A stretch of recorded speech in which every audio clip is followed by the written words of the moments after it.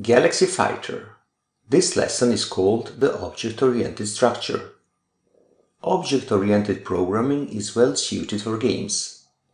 The architecture is centered around the sea of objects and the messages they send to each other. In order for one object to send a message to another, it must be able to reach that object. For instance, the game layer object creates the ship. When it does so, it gives the ship the pointer to itself, so that the ship can send back messages to the game layer. But it also keeps the pointer to the ship as a property. It does the same thing when it creates the meteors.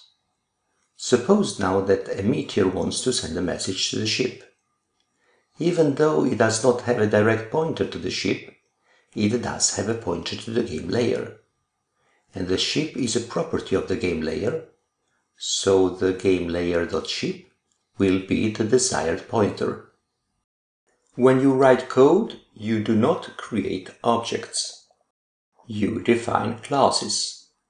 The objects are created by the executing program. To create an object, the program uses the classes to do so. We say that the object is instantiated from its class. In order to create some control and order, we often create administrative classes. For instance, to keep track of and control meteors, we might group them into an array and have a manager manage them.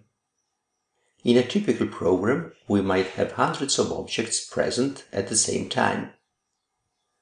The art of programming in object-oriented environment is the art of designing classes for your application. But how do you choose and design classes? Let's begin with a quote from the book The Design of Everyday Things. Consider the objects: books, radios, kitchen appliances, office machines, and light switches that make up our everyday lives.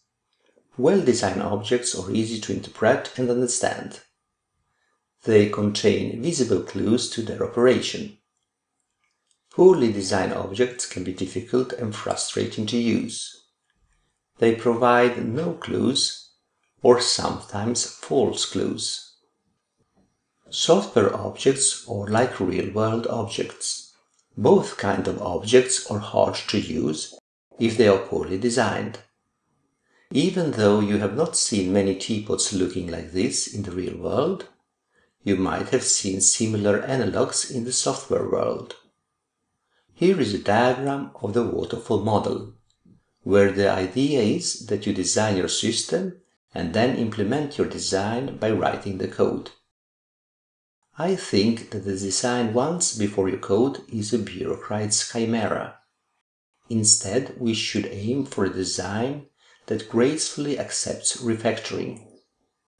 The continuous improvement through refactoring the requirements, the design and the code is at the very heart of good program. Let's now look at the design and the implementation of our classes. Performance. A class must execute as intended and produce the correct results. A class which does not produce correct results is broken and needs to be fixed. This is something that is self-evident, and every programmer would agree on that. But that is not everything we should require from our classes. We should require flexibility. A class must be easy to change.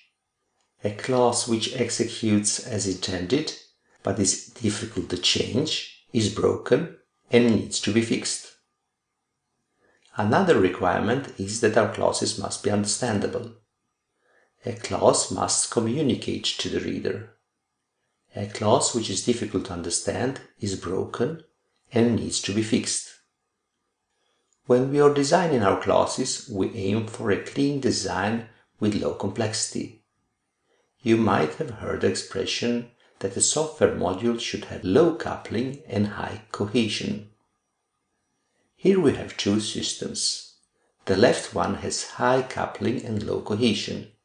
Everything seems to be connected with everything else. In the right system, improvements have been made.